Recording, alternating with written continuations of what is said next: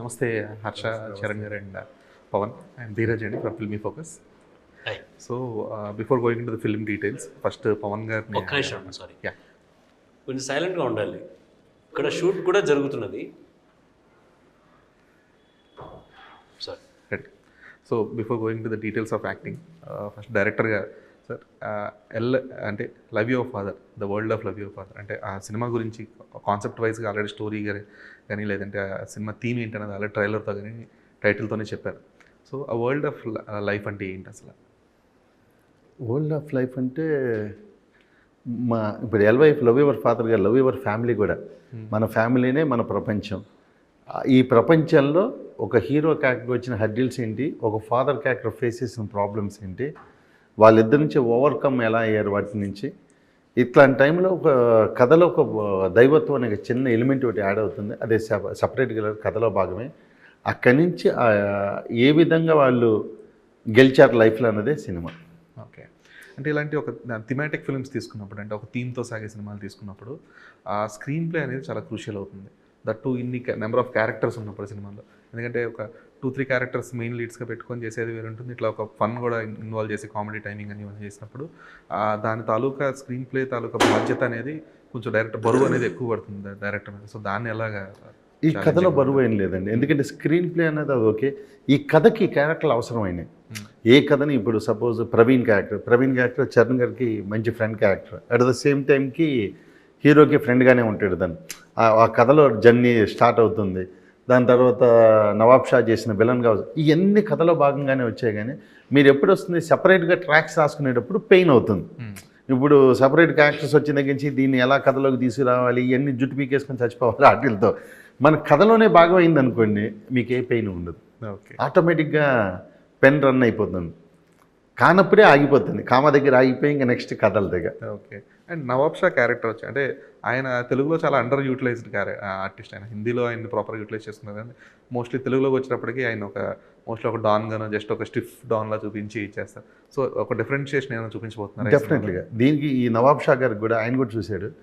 ఆయన తెలుగులో చేసిన one of the best film అవుతుంది. ఆ డిజైన్, ఆయన క్యారెక్టర్ డిజైన్ చేయటం కానీ ఇప్పటివరకు మీరు చెప్పిన లాస్ట్ సినిమాలో ఆయన ఈ గడ్డం పెట్టేసుకొని గన్ను ఎట్టేసుకొని రకరకాల విన్యాసాలు చేశారు. దీంట్లో అలాంటిది ఒక మంచి బిజినెస్ మ్యాన్ కింద క్యారెక్టర్, తను యాక్ట్ చేయడానికి కూడా స్కోప్ ఉన్న క్యారెక్టర్. సో తనకి డెఫినెట్గా నవాబ్ షాకి మన లైఫ్ అనే సినిమా ఒక టర్న్ లాగే చెప్తాడు. తను కూడా చాలా హెల్ప్ చేశారు కూడా ఆయన, అన్ని రకాలుగా సపోర్ట్. మంచి యాక్టర్ ఆయన, అట్ ద సేమ్ మంచి మనిషి కూడా. ఓకే. సో చరణ్, మీరు ఈ సినిమాకి వచ్చేటప్పటికి అంటే ఫస్ట్ టైం ఒక ఫాదర్ రోల్ ప్లే చేస్తున్నారు. అంటే ఇది మీ కెరీర్కి ఒక మరీ టర్నింగ్ పాయింట్ లాగా అని చెప్పను, బట్ అంటే మీరు ఇదివరకు ప్లే చేసిన చిన్న పాత్రలు కానీ లేదంటే మీరు ప్లే చేసిన డిఫరెంట్, అంటే ఒక ప్రొడ్యూసర్గా ఒక సింగర్గా ఇన్ని ప్లే చేసిన డిఫరెంట్ క్యారెక్టర్స్లో how hard it is to turn as a father for the film? Father అనేది డిఫికల్టీ అనేది కాదు, ఇక్కడ యాక్టింగ్ అనేది డిఫికల్టీ నాకు.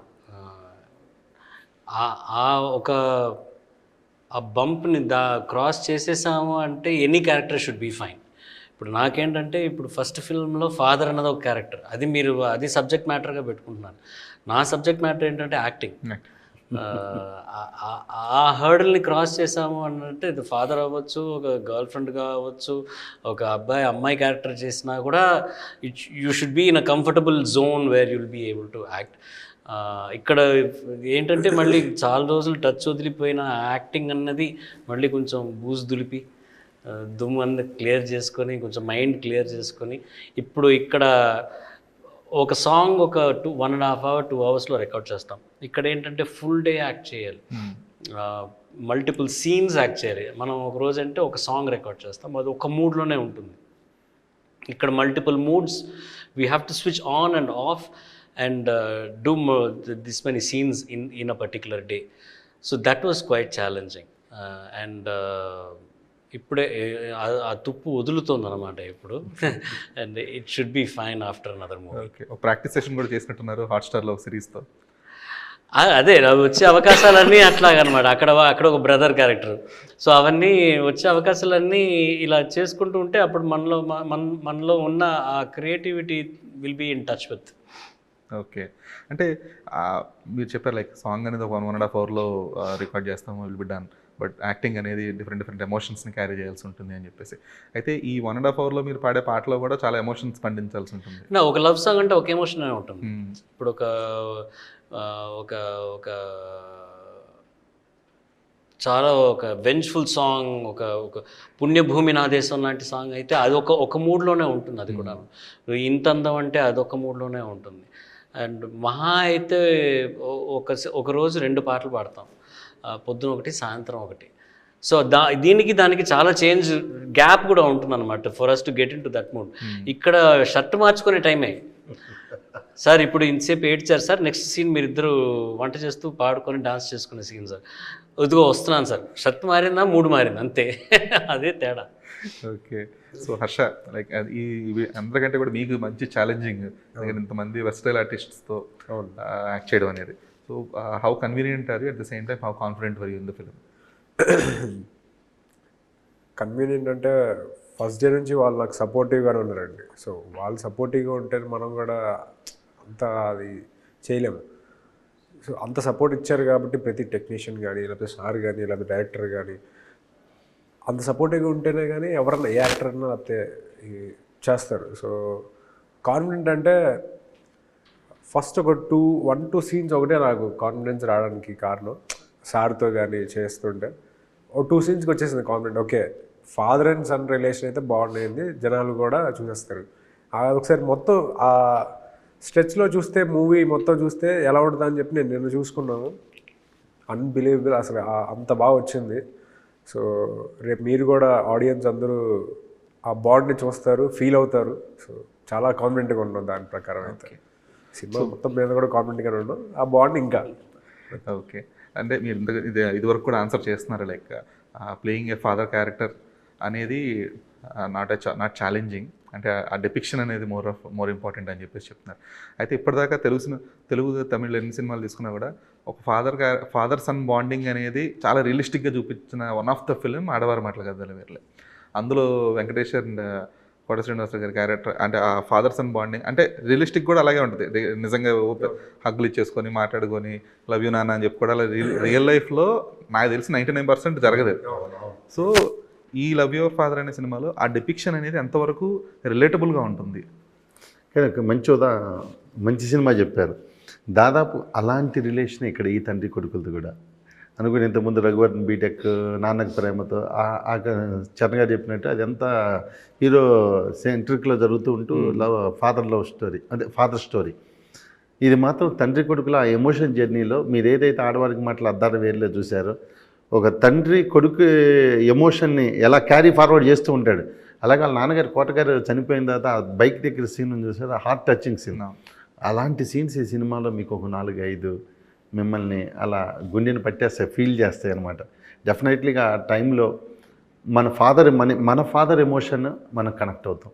ఓకే, డెఫినెట్లీగా అది మీకు అది ఆర్టిఫిషియల్గా ఎక్కడా రాదు. ఇది మీ కథలో జర్నీ అయ్యే కొద్దీ ఒక 15 minutes ట్రావెల్, ఎందుకంటే కొత్త హీరో కాబట్టి అతను ఎక్స్ప్రెషన్స్, చరణ్ గారు వీళ్ళందరూ మీ కథలోకి వచ్చి మీలోకి రావడానికి ఒక 15 minutes టైం తీసుకుంటుందేమో. అక్కడి నుంచి మీరు కథను 100% మీలో ఫీల్ అయిపోతారు. హీరో క్యారెక్టర్లకు మీరు వచ్చేస్తారు, మీ ఫాదరు, అవన్నీ జర్నీ హ్యాపీ అనిపిస్తుంది మీకు కూడా. ఆ ఎమోషన్ని మీరు డెఫినెట్లీగా కనెక్ట్ అవుతారు. ఆ సినిమా ఎలా ఎగ్జాంపుల్ అయిందో ఫ్యూచర్లో ఈ సినిమా కూడా ఆ తండ్రి కొడుకులది బాగా చేశారు, ఆ ఫీల్ అని డెఫినెట్లీ చెప్తారు. Okay, super. అయితే చరణ్ గారు, మీరు స్పెసిఫిక్గా మీరు అండ్ ఎస్పీబీ గారిది అంటే కొన్ని చాలా తక్కువ స్టేజెస్ మీద, లేదంటే లాక్డౌన్లో ఆయన ఇచ్చిన లైవ్లు ముందు ఆ లైవ్ మీరు సెట్ చేయడానికో, లేదంటే ఆయన పిలిచి రావట్లేదు చూడు అని చెప్పేసి పిలిచడం చాలా తక్కువ మాత్రమే చూసాం. సో మీ బాండింగ్ ఎలా ఉండేది సార్? ఆయన అంత స్ట్రిక్ట్ ఫాదర్ ఎస్పీబీ గారు? అసలు లేదండి. He was a very leisure father. He was a part-time father. ఎందుకంటే he was a full-time singer. ఆయనకి వర్క్ లేనప్పుడు, ఇంట్లో ఉన్నప్పుడు he used to be with us. అప్పుడు కూడా సెకండ్ సండే ఏమైనా కాన్సర్ట్స్ ఏమైనా లేకపోతే ఇంట్లో ఉండేవారు అనమాట. But he was never a dad. I mean, in the sense ఒక ఫాదర్గా ఉండేవారు, కానీ మాకు అంత అన్యోన్యత, అంత పరిగెత్తుకుంటూ వెళ్ళి ఆయన ఒళ్ళో ఎక్కి కూర్చోవడం అనేది అట్లాంటి రిలేషన్షిప్ లేదు. అండ్ అలాంటి అప్బ్రింగింగ్ కూడా లేదండి. కొంచెం మర్యాద ఆయన రూమ్లోకి వచ్చారంటే ఇట్లా లేచి వెళ్ళిపోతుండే, వీలైతే అలా జారి వెళ్ళిపోతామన్న ప్రయత్నం ఎప్పుడూ ఉంటుంది, అక్కడ తలుపు ఉండాలి ఎస్కేప్ అవ్వడానికి. అట్లాంటి ఒక రిలేషన్షిప్. కానీ when we started working together ఒక దాదాపు I think about 12 yearsగా 10 to 12 years నేను ఎస్పీబీ 50 అన్న వరల్డ్ టూర్ కాన్సెప్ట్తో నాన్నగారికి అప్రోచ్ అయిన తర్వాత అక్కడి నుంచి it was world of difference నాకు నాన్నగారికి. I was also much grown up matured and ఆయన నేను చేసే దాంట్లో he saw sense in what I'm trying to do. కంగారు ఉండేది, ఇది అచీవ్ చేయగలుగుతాడా, నువ్వు చేయగలుగుతావా, ఇట్లాంటి కాన్సెప్ట్స్. నువ్వు వరల్డ్ టూర్ అన్నప్పుడు the idea was to achieve countries that we have not done before. అట్లాంటి కాన్సెప్ట్ నాన్న దగ్గర చెప్పినప్పుడు నీ వల్ల కాదులేరా, వదిలే, వాళ్ళు ఉన్నారు కదా, చూసుకుంటారు కదా అని. బట్ నాకు చాలా ఖచ్చితంగా నేను నాన్నగారికి I wanted to show a world that he deserves. ఇప్పుడు ఏంటంటే సౌత్ ఇండియన్ సింగర్స్ తెలుగు వాళ్ళు అనేటప్పటికీ మన బాలువే కదా అన్నంత లైట్ తీసుకొని మనల్ని ట్రీట్ చేసే విధం ఉంటుంది. మనం కూడా, ఎందుకంటే మనం కొంచెం అనుసరించిపోయేటప్పటికి ఏమవుతుందంటే మనవాడే కదా బాలు అన్నట్టుగా ఉంటుంది. ఇదే బాంబే వాడు వచ్చాడు అనుకోండి, లిమోజిన్స్ ఏమిటి, ఫస్ట్ క్లాస్ టికెట్లు ఏమిటి, వాడు అడక్కముందే వీళ్ళందరూ దాసం పడిపోతూ ఉంటారనమాట. మరీ అంత ఎగ్జాజరేటెడ్గా కాకపోయినా I wanted him to have a place in this world and show him that this is his place. ఆ మర్యాదతో ఒక టూర్ చేయాలన్నది నా ఉద్దేశం అప్పుడు. అండ్ ఆయనకి అది అంతా చాలా మరీ కొత్తగా అనిపించేది. ఇట్లాంటి మనం ఎప్పుడు చేయమే, మన టెక్ రైడర్లు రాయటం, దాంట్లో ఇట్లాంటి రూమే ఉండాలి, ఇట్లాంటి ట్రాన్స్పోర్టేషన్ ఉండాలి, ఇట్లాంటివన్నీ ఇవన్నీ బాగుంటావురా, ఇది నాకే మొహమట్టంగా ఉంది, ఇవన్నీ తీసేయరా అని ఆయన అంటాం. మీరు వదిలేండి నన్ను, నేను చూసుకుంటాను, అది కుదరకపోతే వదిలేస్తాం అంతే కదా, మనం చేయాల్సిన ప్రయత్నాలు మనం చేస్తాం అంతే. కాదురా ఇట్లా ఎవరు అడుగుతాడురా, ఇట్లాంటివన్నీ ఎవరైనా అడుగుతాడా అంటే నేను ఒక 10 టెక్ రైడర్లు చూపించాను ఆయనకి, బాలీవుడ్ ఆర్టిస్టులు కానివ్వండి, హాలీవుడ్ ఆర్టిస్టులు కానివ్వండి. అవునా, గ్రీన్ రూము గ్రీన్గా ఉండాలంటారా, దాంట్లో గ్రీన్ ఫ్లవర్స్ కావాలా, M&M's గ్రీన్ కలర్ M&M's ఉండాలా, ఏంట్రా ఇవన్నీ అంటే, ఇదే మరి ప్రపంచం, నువ్వు అసలు నేను అట్లాంటి M&M's అని నేనేం అడగట్లేదు, what you need to do, that is what I'm asking for it. So ఈ జర్నీలో ఆయన నా గురించి నేర్చుకున్నది, నేను ఆయన గురించి నేర్చుకున్నది. యాక్చువల్లీ ఆయన గురించి కన్నా life I learned a lot through that 12 years అనమాట. అంటే ఆయన ఓపిక పట్టడం కానీ, నేను కోపడుతుంటే నన్ను ఆయన కంట్రోల్ చేయడం. పబ్లిక్లో ఈ could have just said shut up Charan, కానీ ఆయన నాన్న తర్వాత మాట్లాడుకుందాం, కామ్గా ఉండు అంటాం. అది దాని తర్వాత కూడా he did not show his anger at me. ఎందుకురా మంచి ప్రోగ్రామ్ చేసుకున్నావు, హ్యాపీగా ఉన్నావు, ఎందుకు నీ నోరు పడేసుకొని మళ్ళీ ఒక రెప్యుటేషన్ పాడు, నాన్న ఇట్స్ ఓకే. అట్లాంటి విషయాలు నేర్పించారు నాకు అన్నమాట. ఇంత ఓపికగా కూడా ఒకరిని కంట్రోల్ చేయగలమా, ఆయన మంచితనంతో నేను ఆఫ్ చేసేస్తాడు. అట్లాగే మనం ఎదురు మాట్లాడాలనుకున్నా కూడా, వద్దు నాన్న నన్ను మాట్లాడిన ఒక 2 నిమిషాలు. శంకర శాస్త్రి, ఆయనకు కూడా కోపం వచ్చింది, శాస్త్రి గారికి కూడా. సుబ్రహ్మణ్యం గారికి అసలు ఎప్పుడు కోపం నేను చూడలేదు. చాలా కంపోజ్డ్గా ఉండేవారు ఆయన, ఆన్ స్టేజ్ కానీ లేదంటే ఆఫ్ ద స్టేజ్ కానీ ఎప్పుడు కూడా. అండ్ అంటే ఇందాక చెప్పినట్టు లైక్ లాక్డౌన్ టైంలో ఆయన ఇచ్చిన లైవ్స్లో క్యూట్ మూమెంట్స్ ఉండేవి అనమాట. అంటే ఆయన సింగింగ్ కోసం వెయిట్ చేసేవాళ్ళు ఆబ్వియస్గా. ఆయన ఆ లైవ్ రావట్లేదని, లేదంటే ఆ కామెంట్స్ ఎక్కడ ఎతకాలి అని అంటే, మీరు వచ్చి ఇక్కడ చూడండి అన్న అంటే ఆయన అప్పుడు సరేలేదు. అది బాగా that was the time I had the best of my life with him, that 12 years. So Harsha, మీరు చెప్పండి, లైక్ అంటే ఇప్పుడు మీరు జెన్జీ కిడ్ లాగా మీరు, సో మీ ఫాదర్ బాండింగ్ ఎలా ఉంటుంది? ఇలాగ సినిమాలో చూపించినట్టు వెళ్ళి ఇలా హగ్ చేసుకోవడం అన్నీ ఉంటాయి? లేదండి, అంటే హగ్స్ ఉంటాయి కానీ మరి జనరల్గా బాయ్స్ అందరికి ఎలా అంటే, మనందరికీ ఫాదర్స్ అంటే ఇష్టం ఉంటుంది, ప్రేమ ఉంటుంది, కానీ మనం చూపించుకోం, అంటే అలా చూపించుకో. అమ్మాయిలు అంటే వేరు ఉంటుంది, అమ్మాయిలు వెళ్ళిపోయి హక్ చేసుకొని డాడీ డాడీ అని చెప్పి అలా ఉంటుంది, కానీ బాయ్స్తో అలా ఉండవు. వాళ్ళు మనం ఒక రెస్పెక్ట్ ఉంటుంది ఫాదర్ మీద. ఆ రెస్పెక్ట్ ఏంటంటే ఓన్లీ రైట్ టైం, అంటే only once in a while మనం హగ్స్ కానీ లేకపోతే ఏదన్నా మనం ఎక్స్ప్రెస్ చేసుకోవడానికి వన్స్ ఇన్ ఎ వైలే మనం చెప్తాం బాయ్స్ అనేవాళ్ళు. మా ఫాదర్తో కూడా అలానే ఉంటుంది. ఇప్పుడిప్పుడే కొంచెం మారుతుంది, అంటే హగ్స్ కొంచెం ఎక్కువ అవుతున్నాయి, లేకపోతే కొంచెం అన్నీ ఓపెన్గా మాట్లాడుకుంటున్నాం. సో బాయ్స్ అందరికీ అది కామన్, అంటే చాలా రేర్గా ఉంటారు వీళ్ళు. ఇప్పుడు మూవీలో చూపించినట్టు చాలా రేర్ ఉంటారు బాయ్స్కి అయితే. మా ఫాదర్ నార్మల్గా, అంటే ఆయన చిల్లే, మనం తప్పు చేస్తున్నాం అన్నప్పుడు ఆయన ఖండిస్తారు. పేరెంట్స్ ఎవరన్నా అలానే ఉంటారు. నార్మల్ టైంలో ఇంకా ఎంజాయ్ చేయమంటారు, ఆయన అట్లానే ఉంటారు. ఓకే. సో పవన్ రిలేషన్షిప్ అసలు చెప్తున్నాం కదా సార్, సేమ్ అంటే గబుక్కుని వెళ్ళి ఆయన రూమ్లోకి ఎంటర్ అవుతున్నారంటే మీలాగే మాకు డోర్లో ఆప్షన్ ఉండేది కాదు. సో అలా ఆయన కిచెన్లో కరెక్ట్ టైం 6:37కి స్టాండర్డ్ టైము. సో అప్పుడు కార్టూన్ నెట్వర్క్ లేదా టీవీ చూసుకుంటారు, కార్టూన్ నెట్వర్క్ లేదా ఈటీవీలో తెలుగు డబ్బింగ్ కార్టూన్స్ వచ్చేవి. సో అవి చూస్తూ ఉండేవాళ్ళం. కింద బండి సౌండ్ అనబడంగానే ఆఫ్ వేసి. సో అందుకని నాకు ఈ సినిమాలో చూపించినట్టు ఇంత ఈజీగా చూపించేస్తున్నారు, వెళ్ళి హక్ చేసుకుని ఎలవి అంటాడు, దగ్గరికి వెళ్ళి నాన్న గుడ్ మార్నింగ్ అని చెప్పాలంటేనే వచ్చాడు. ఇప్పుడు మీరు సొంతంగా ఇప్పుడు సంపాదిస్తున్నారు, మీ కాళ్ళ మీద మీరు నిలబడుతున్నారు, ఇప్పుడు కూడా అలాగే ఉందా? Still same. ఆయన బయట అంటే ఇప్పుడు బండ్ల సౌండ్ లేదు, అపార్ట్మెంట్లు కదా, సో డోర్ కొట్టంగానే అంత సైలెంట్ అయిపోతుంది. అక్కడ దొంగలు అక్కడే. సో పవన్ అయితే ఇప్పుడు అంటే ఒక సినిమా మేకింగ్ ప్రాసెస్ అనేది అంత క్రూషియల్, ఆ సినిమా రిలీజ్ ప్రాసెస్ కూడా అంతే క్రూషియల్ అయిపోయింది ఇప్పుడు. అంటే మీరు April 4th చాలా కాన్ఫిడెంట్గా చెప్తున్నారు. అయితే ఆ రిలీజ్ అయిన తర్వాత రిలీజ్ చేసే పద్ధతి కానీ, లేదంటే ప్రమోషన్స్ ఇవన్నీ ఎంత క్రూషియల్, అది నెంబర్ ఆఫ్ థియేటర్స్ రాబట్టుకోవడంలో కానీ, లేదంటే ఆ సినిమా సస్టైన్ చేయగలగడం అనేది క్రూషియల్. సో అంటే మీరని కాదు, నా చాలా సినిమాలు ఆ రిలీజ్ విషయంలో చిన్న చిన్న పొరపాట్లు జరగడం వల్ల అది అంటే మంచి సినిమా అయినప్పటికి కూడా జనాలకు చేరువ అవ్వలేకపోతుంటుంది కదా. సో ఈ సినిమా విషయంలో మీరు ఎంత జాగ్రత్తగా పడుతున్నారు? ఇప్పుడు డిస్ట్రిబ్యూటర్ వచ్చి దీపా ఆర్ట్స్ అని చెప్పేసి వాళ్ళు రెగ్యులర్గా ఈ అమరన్న ఇవన్నీ రెగ్యులర్ సినిమా చేశారు. వాళ్ళు సినిమా చూశారు, యాక్చువల్గా సినిమా చూసి వాళ్ళకి బాగా నచ్చే వాళ్ళు వాళ్ళ ద్వారా రిలీజ్ చేస్తున్నాం. వాళ్ళు ఏంటంటే కొన్ని సెపరేట్ థియేటర్స్ ఇవన్నీ పక్కాగా అందుకే ప్రమోషన్ ముందు నుంచి స్టార్ట్ చేస్తున్నాం. అలాగే నెక్స్ట్ మొత్తం టూర్ ప్లాన్ చేసాం మొత్తం అన్ని చోట్ల. ఇప్పుడు ఎందుకంటే సినిమా అని మీరు అన్నట్టు సినిమా తీయటం చాలా ఈజీగా అయిపోయింది. చిన్న చిన్న ఈగోలు ఉన్న అడ్జస్ట్ చేసుకొని సినిమా ఫినిష్ అయ్యేది. సినిమా థియేటర్కి తీసుకెళ్ళడం అతిపెద్ద టాస్క్ అయిపోయింది. అది మేజర్ టాస్క్. ముందు తర్వాత జనాలకి ఎలా రిసీవ్ చేసుకుంటారో అవన్నీ అదే సెకండరీ అయిపోయింది. ఆ మార్నింగ్ షోకి తీసుకెళ్ళడానికి చాలా పెయిన్ ఉంది. ఆ పెయిన్ మేము అనుభవిస్తున్నాం, అది జరుగుతూనే ఉంది చిన్న సినిమా కాబట్టి.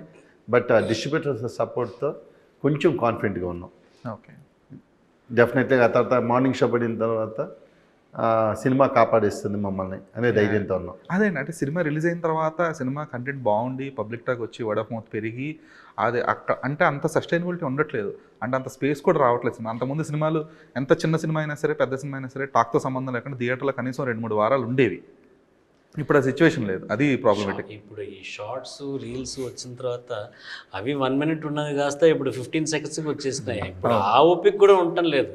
ఇప్పుడు ఎవరంటే కూర్చొని 2 గంటల సేపు సినిమా చూస్తారు, దాంట్లో ఏదో ఒకటి ఉండాలి, ఒక హీరోయిన్ హీరో ఒక కథో అట్లాంటివి ఉండాలి. మాకు మా అద్భుతమైన హీరో ఉన్నాడే, అందమైన హీరోయిన్ ఉందా, వీళ్ళందరికీ ఒక మంచి ఫాదర్ ఉన్నాడే, కథ బాగా కుదిరింది. ఇంకే కాదు నేను ఇంట్లోనే కూర్చొని బాత్రూంలో కూర్చొని రీల్సే చూస్తాను అనుకుంటే అది నీ కర్మ, నువ్వు అదే చేసుకొని పో. మంచి సినిమా థియేటర్లో నడుస్తుంది, వచ్చి చూడవయ్యా అని అంటున్నావు, వచ్చి చూడండి బాగుంటుంది. Okay. So post reception, release reception తర్వాత పోస్ట్ రిసెప్షన్ ఎలాంటి రిసెప్షన్ ఎక్స్పెక్ట్ చేస్తున్నారు? పోస్ట్ రిసెప్షన్ అంటే పోస్ట్ రిలీజ్ రిసెప్షన్ ఎలా ఉంటుందని ఎక్స్పెక్ట్ చేస్తున్నారు? ఆబ్వియస్గా జనాలందరికీ నచ్చుతుంది. సో ఒక మంచి అంటే ఫస్ట్ ఆఫ్ ఆల్ ఏంటంటే నచ్చడం ఒకటి, అలానే ప్రొడ్యూసర్గా ఆయన డబ్బులు ఆయన వచ్చేస్తే సేఫ్. మా పని కానీ డైరెక్టర్ గారి పని కానీ ఫస్ట్ మా వర్క్ ఏంటంటే జనాలు నచ్చాలి, అది మా ప్రయారిటీయే. అట్ ద సేమ్ టైం మాకు ప్రొడ్యూసర్కి మనీ వస్తే కూడా చాలు. ఆయన ఇంకొక మూవీకో ఇంకొక స్టోరీకో మాకు ప్రొడ్యూస్ చేయడానికి ముందుకు వస్తారు. సో ఈ రెండు మేము మేజర్ ప్రయారిటీగా పెట్టేసుకొని చేసిన సినిమా ఇది. సో అది అవుతుంది అనే నమ్మకంతోనే ఉన్నాం. ఓకే, వచ్చి April 4th రోజు ఏమవుతుంది అనేది చూస్తాం మేము కూడా. ఓకే సార్, చరణ్ గారు లాస్ట్ క్వశ్చన్, అంటే ఇది ఆఫ్ ద టాపిక్ ఇది, అంటే you can choose it to answer it అన్నాడు. ఎస్పీబీ గారి మరణం తర్వాత సో పవన్ ఫైనల్ మీరు ఒక డైరెక్టర్గా ఇన్నాళ్ళ కెరీర్లో, అంటే మీరు ఒక అసిస్టెంట్ డైరెక్టర్గా చేసి వర్క్ ఇన్ని సంవత్సరాల తర్వాత కష్టపడి సెట్ చేసుకున్న ప్రాజెక్ట్ ఇది. సో మీరు అంటే తను చెప్పారు లైక్ ప్రొడ్యూసర్ డబ్బులు వస్తే సేఫ్ అయినట్టే అని చెప్పేసి.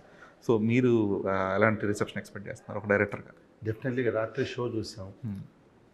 ఈ సినిమా కథ గురించి ఇప్పుడు చరణ్ గారు చూశారు, హీరో చూశారు, వీళ్ళంతా కథ ఏంటో తెలుసు, నెక్స్ట్ ఏం సీన్ జరుగుతుందో తెలియదు, అసలు ఏమీ తెలియని ఒక 20 మంది చూశారు.